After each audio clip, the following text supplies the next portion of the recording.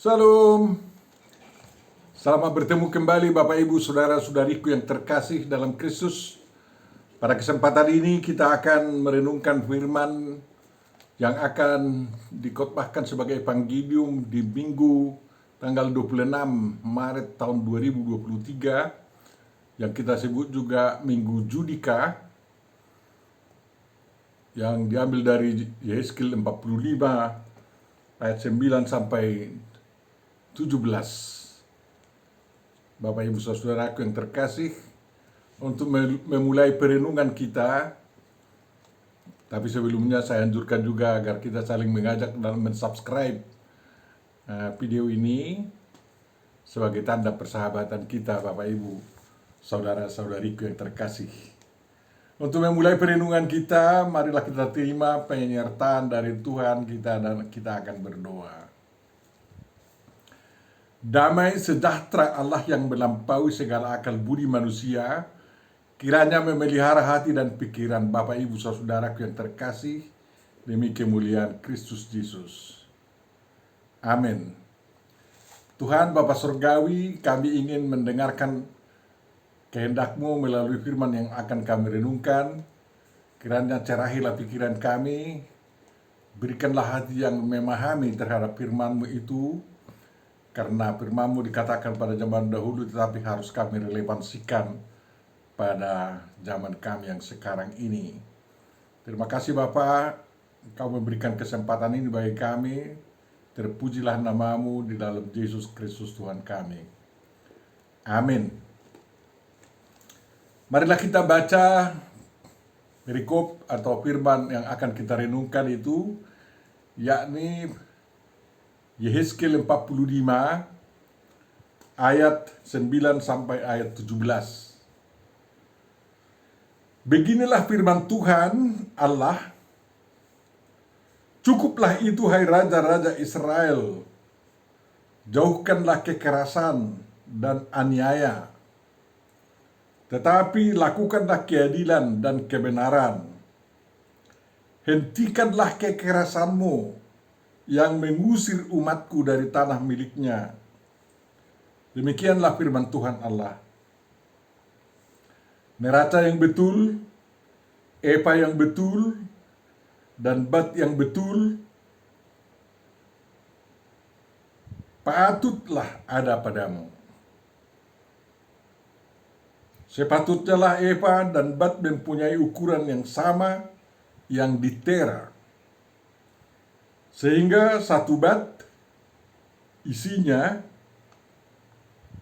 1/10 homer, dan satu epa ialah 1/10 homer juga. Jadi menurut homer lah ukuran-ukuran itu ditera. Bagi kamu satu sikal sepatutnya sama dengan 20 gera. 5 sikal ya 5 sikal, dan 10 sikal ya 10 sikal, dan 50 sikal adalah 1 mina. Inilah persembahan khusus yang harus kamu persembahkan. 1/6 epa dari sehomer gandum, dan 1/6 epa dari sehomer jelai. Tentang ketetapan mengenai minyak, 1/10 bat dari 1 kor. 1 kor adalah sama dengan 10 bat. Seekor anak domba dari setiap 200 ekor milik sesuatu kaum keluarga Israel. Semuanya itu untuk korban sajian, korban bakaran, dan korban keselamatan, untuk mengadakan pendamaian bagi mereka. Demikianlah firman Tuhan Allah. Seluruh penduduk negeri harus mempersembahkan persembahan khusus ini kepada raja di Israel. Dan rajalah yang bertanggung jawab mengenai korban bakaran, korban sajian, korban curahan pada hari-hari raya, bulan-bulan baru, hari-hari Sabat, dan pada setiap perayaan kaum Israel.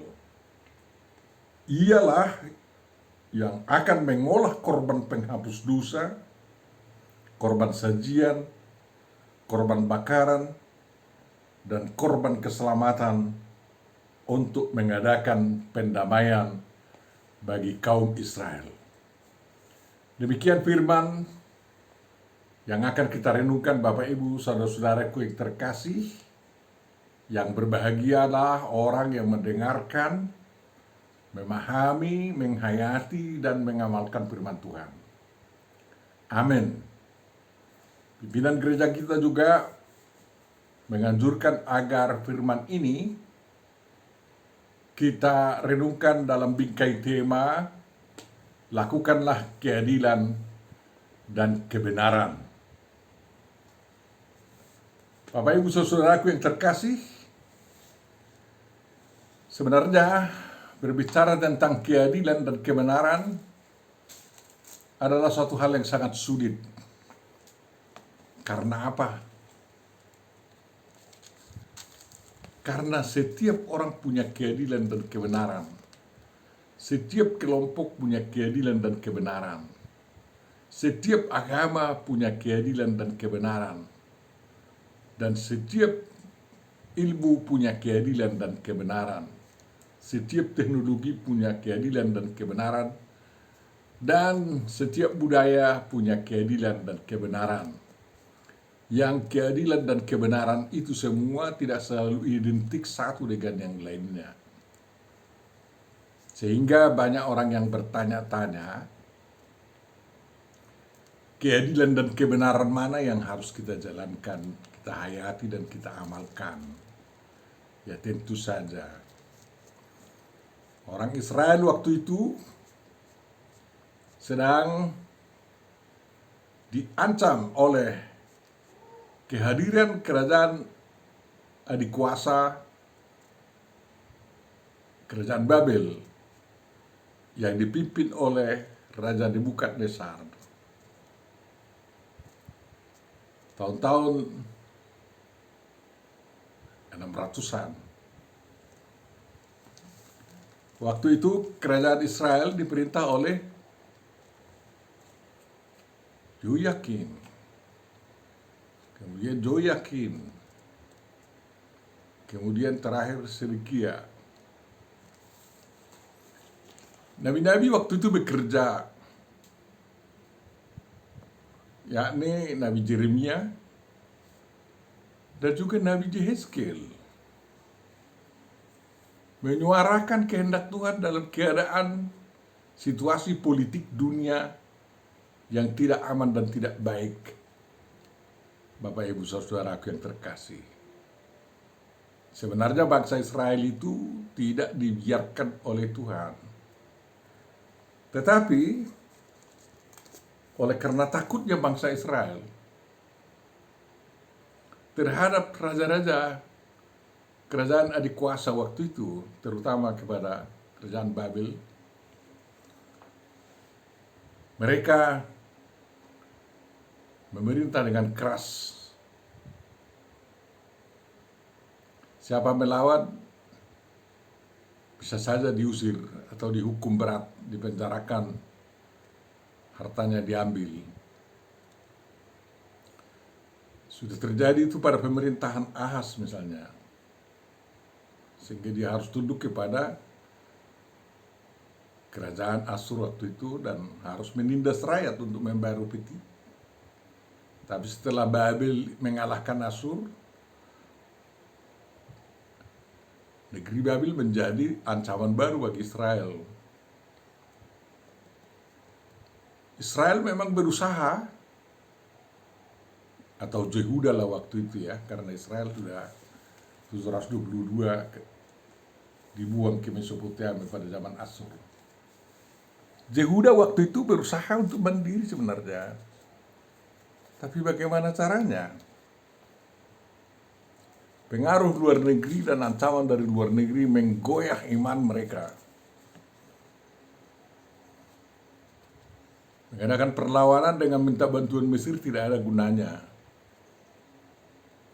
Sehingga bagaimana sikap terbaik? Nabi-nabi seperti Nabi Yeremia menasehatkan agar bangsa Israel, bangsa Yehuda konsisten dalam iman kepercayaan mereka, mengikut dan mematuhi Tuhan Jehovah Elohim, pencipta langit dan bumi. Tetapi demi mengisi kas negara, raja ada yang memeras, seperti Ahaz dilanjutkan oleh Joyakim, dan lain-lain. Makanya Yehezkiel marah, menubuatkan apa yang menjadi renungan kita juga. Cukuplah itu, katanya. Jangan lagi ditambah penderitaan bangsa Israel. Karena apa? Menambah penderitaan rakyat sebenarnya adalah mengundang maut, mengundang kesusahan sendiri, mengundang kesusahan pemerintah. Karena rakyat itu bisa saja seperti semut, semakin dipijak, mereka akan semakin menggigit. Kita berterima kasih di zaman kita sekarang pemerintah Jokowi tidak begitu. Tidak mau menggigit rakyatnya yang nakal juga. Benar-benar Bapak Presiden Jokowi itu menjalankan demokrasi dan kebebasan berbicara, kebebasan mendapat keuntungan atau kehidupan yang makmur di Indonesia.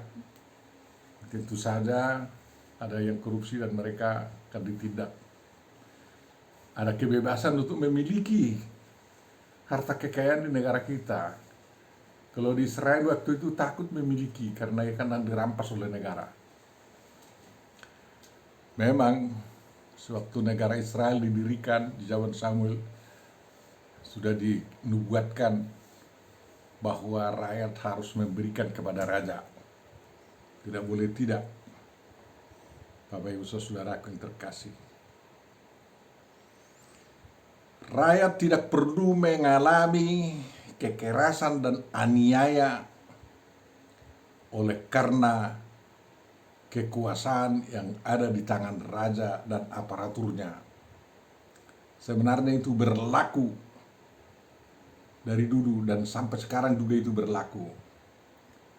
Tugas penguasa adalah mengayomi rakyatnya, mengayomi agar semua bisa hidup bagus dalam damai, sejahtera, dapat menjalankan keimanannya, kebenarannya, dan lain-lain.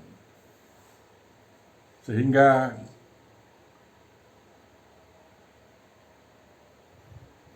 Bapak Ibu Saudara, kalau Yehezkiel menganjurkan agar setiap raja atau penguasa bersama seluruh aparaturnya melakukan keadilan dan kebenaran, tentu saja mereka harus betul-betul memahami apa keadilan Tuhan dan apa kebenaran Tuhan.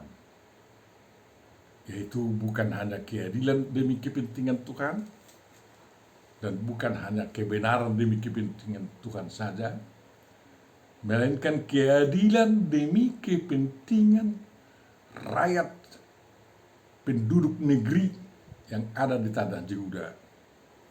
Kebenaran demi kemuliaan Tuhan dan juga demi kedamaian di tengah-tengah umat penduduk negeri Yehuda waktu itu. Mispat dan sedekah, dua kata Ibrani yang sering diterjemahkan dalam bahasa Indonesia, kadang-kadang keadilan, kadang-kadang kebenaran, mispat dengan kebenaran, dan sedekah dengan keadilan bisa saling bertukar. Tetapi keadilan adalah kalau tercipta suasana yang sangat kondusif dan baik tanpa ada yang dirugikan oleh keputusan-keputusan, oleh peradaban-peradaban dalam pergaulan-pergaulan masyarakat dan bangsa. Tetapi semua menjunjung tinggi harkat kemanusiaan, hak-hak individu, dan juga hak-hak komuni, hak-hak rakyat, hak-hak umum sama-sama dijunjung tinggi, tidak boleh diabaikan dan tidak boleh dilecehkan kedua-duanya. Sehingga terciptalah keadilan. Dan kebenaran adalah semua perilaku, prinsip-prinsip yang menjunjung tinggi kebenaran Tuhan bersama-sama dengan kebenaran umat manusia dan tidak saling memperkosa satu sama lain, namun saling menegakkan kebenaran Tuhan, menegakkan kebenaran manusia, dan kebenaran manusia menegakkan kebenaran Tuhan, sehingga tercipta cinta kasih di antara manusia dan di antara manusia dengan Tuhan. Semua merasa puas, tidak ada yang nyinyir, oleh karena semua mengalami dan melakukan apa yang benar. Kebenaran itulah yang diberikan Tuhan sebenarnya melalui hukum-hukumnya. Dalam terjemahan Batak, keadilan itu diterjemahkan dengan uhum. Dan itu berarti bahwa kalau ada uhum atau hukum yang adil, yang tidak memihak atau yang tidak merugikan seseorang atau pihak-pihak yang bertikai atau pihak-pihak dalam masyarakat, dan itu dijalankan, benar-benar itu adil. Dan hukum Taurat itu adalah kebenaran. Karena apa? Ada cinta kasih kepada Tuhan dan cinta kasih kepada sesama manusia di dalamnya, Bapak Ibu Saudara. Dan itulah kebenaran yang dijunjung tinggi. Lakukanlah itu, katanya. Dan tentu saja hukum menurut kitab suci tidak bisa identik, tidak dan pasti tidak identik dengan hukum yang berlaku di tengah-tengah masyarakat pluralistik yang majemuk ini, yang di dalamnya banyak sekali masyarakat yang berbeda agama, berbeda latar belakang budaya dan lain-lain, berbeda suku, berbeda asal, berbeda adat istiadat. Dan itulah makanya orang Israel dalam menyusun kenegaraannya, mereka menggunakan hukum-hukum yang juga di luar hukum Taurat, tapi demi keadilan dan kebenaran.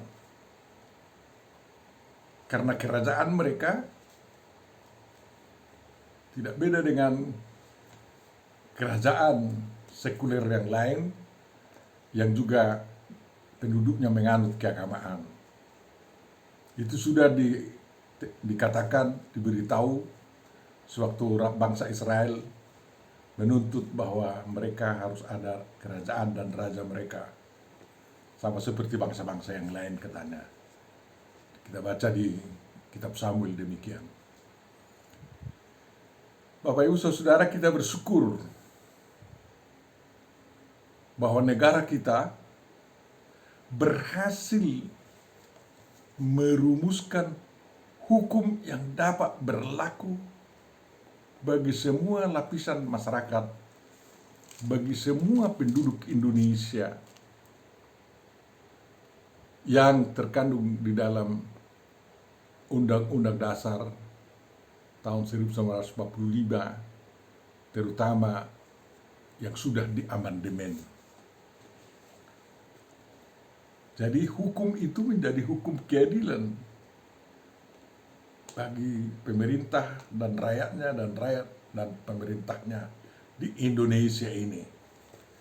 Dan kita bersyukur sebenarnya undang-undang itu terhitung sebagai undang-undang terbaik di antara undang-undang bangsa-bangsa yang ada di dunia ini. Bahkan lebih baik dari apa yang terkandung di dalam Human Rights Declaration oleh PBB.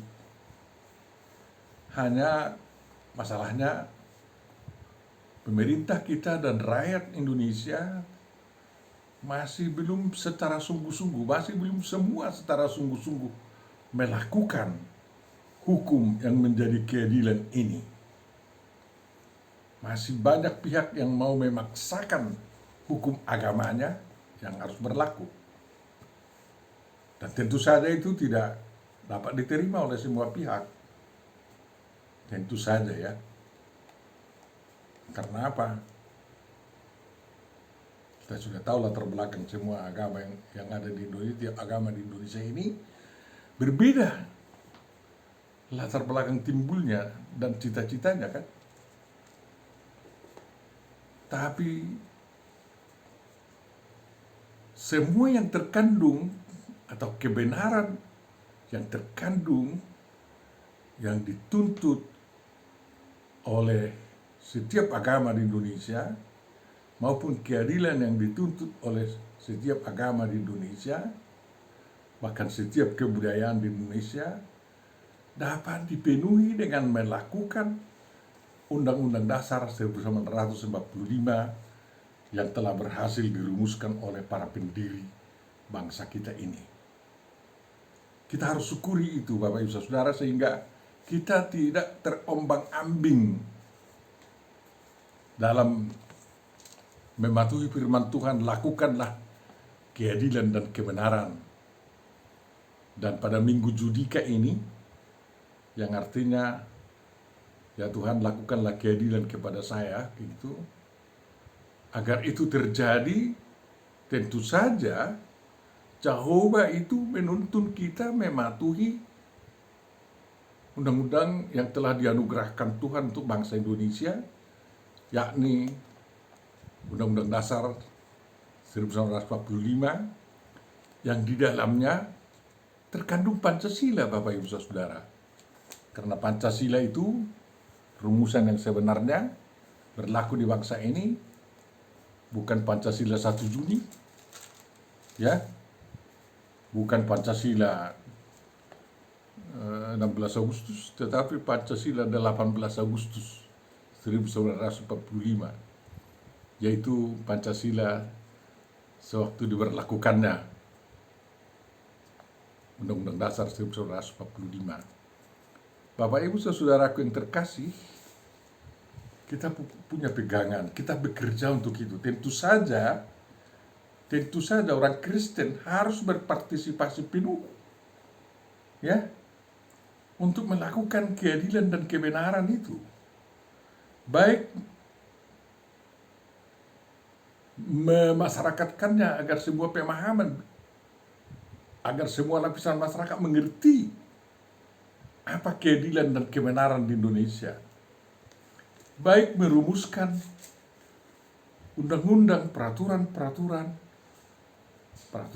daerah, peraturan desa, atau hukum-hukum adat, ya, yang bisa dirumuskan sesuai dengan dasar daripada negara kita tersebut. Ya, tidak boleh tidak, orang harus semua menyesuaikan diri dengan itu, dan adalah bijak apabila setiap kelompok di Indonesia, entah kelompok apapun itu, mau menyesuaikan diri terhadap panggilan melakukan keadilan dan kebenaran yang dianjurkan oleh Undang-Undang Dasar kita. Bapak Ibu Saudaraku yang terkasih, dalam bergereja pun kita harus melakukan keadilan dan kebenaran. Karena Tuhan Yesus telah duluan melakukan keadilan dan kebenaran kepada kita. Yesus adil karena dia mau mengampuni dosa kita. Karena dia sendiri atau Tuhan sendiri yang berhak mengampuni dosa, bukan yang orang lain. Yesus adil atau Tuhan Allah kita itu adil karena dia membuka jalan lebar agar kita menjadi pewaris kerajaan Allah dan menjadi warga kerajaan surgawi. Bukan menjadi manusia hewani ya, atau yang biadab, bukan. Kita bersyukur bahwa Tuhan Yesus telah mengajari kita menjadi manusia yang saling mengasihi sebagai tanda bahwa kita mengasihi Tuhan. Semuanya itu sebenarnya adalah yang paling berharga bagi kita.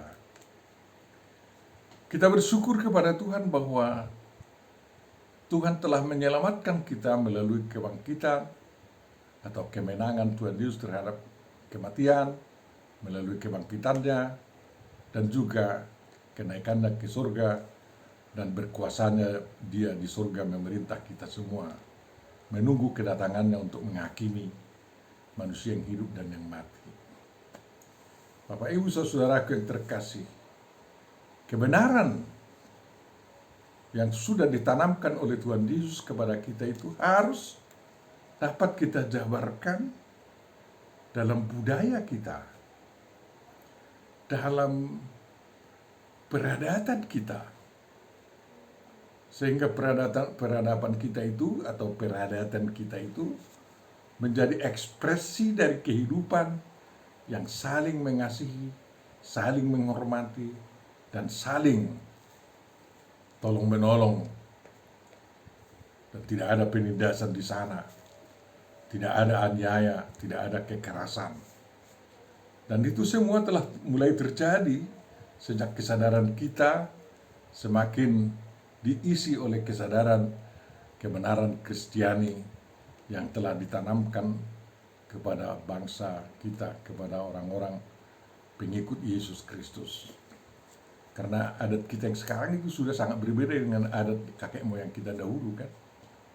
Kalau dahulu orang tua masih bisa memaksa anaknya perempuan atau anaknya laki-laki kawin kepada kehendak mereka, sekarang enggak lagi, harus adil ya. Kalau dahulu pihak orang tua bisa membatalkan rencana pernikahan anaknya atau putranya atau putrinya kalau mahar tidak disepakati, sekarang tidak lagi begitu. Yang terutama bahwa ekspresi dan menyatakan kasih sayang itu dapat terwujud, Bapak Ibu saudaraku, bukan karena banyaknya emas yang diserahkan, bukan karena cantiknya pakaian-pakaian, bukan karena ramainya orang-orang yang bersuka cita dalam pernikahan dan lain-lain, tetapi karena cinta kasih antara satu yang lain, antara suami dan istri, pengantin, antara pihak paranak dan pihak parbu dan ula-ula dan dengan sahuta bisa terwujud dan nampak dari peradaban kita itu. Itulah keadilan dan kebenaran, dan semua di sana saling menghormati dan memang betul-betul dapat terjadi melakukan keadilan dan kebenaran itu. Di gereja pun demikian ya. Peradaban gereja kita harus menjadi kehidupan yang saling mengasihi. Tidak ada lagi kekerasan di gereja kita. Jangan ada pelayan gereja, pendeta atau pimpinan gereja atau guru jemaat yang menganggarkan kuasanya karena dia sedikit sakit hati oleh karena seorang warganya, dia langsung memberitakan di jemaat si anu itu sekarang dikeluarkan dari gereja kita, katanya. Gak ada lagi. Itu termasuk kekerasan kan, jangan ada seperti itu. Tetapi yang terjadi adalah penggembalaan kalau memang terjadi dosa seperti yang diturunkan oleh Tuhan Yesus Kristus. Bapak Ibu saudaraku yang terkasih, kehidupan bergereja kita adalah area untuk melakukan keadilan dan kebenaran. Kebenaran apa ya? Kebenaran Kristiani yang betul-betul dapat berterima kepada, dapat diserap oleh kehidupan berbangsa dan bernegara sekarang ini. Tuhan memberkati kita semua. Mari kita berdoa. Terima kasih Bapa atas tuntunanmu. Semoga kami dapat melakukan keadilan dan kebenaran sebagaimana yang Engkau harapkan dilakukan oleh umat yang setia dan percaya kepadamu. Bukalah jalan keadilan dan kebenaran kepada bangsa kami, sehingga tidak ada kesalahan-kesalahan oleh karena penyelewengan terhadap keadilan kebenaran yang telah dicita-citakan bangsa kami.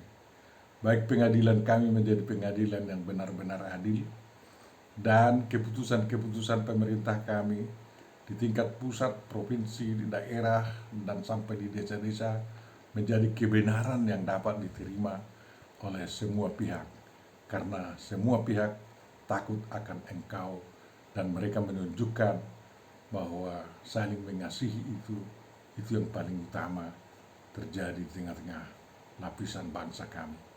Terima kasih Bapa atas pengampunan dosa yang telah Engkau berikan kepada kami, sehingga hidup kami dapat adil dan benar kembali. Kiranya negara kami dapat dilindungi dari mara bahaya dan tetap dikendalikan agar tidak terjadi perang agama dan tidak terjadi percekcokan oleh karena perbedaan politik. Bapak ya Tuhan, jangan sampai partai-partai kami menjadi pemecah bangsa kami, dan calon-calon presiden kami kiranya menjadi calon-calon presiden yang membawa kedamaian dan kesejahteraan, yang mencita-citakan keadilan dan kebenaran yang dapat diterima oleh seluruh lapisan bangsa kami. Sempurnakan doa kami ini ya Tuhan, kabulkanlah itu dalam Yesus Kristus Tuhan dan Juru Selamat kami. Amin.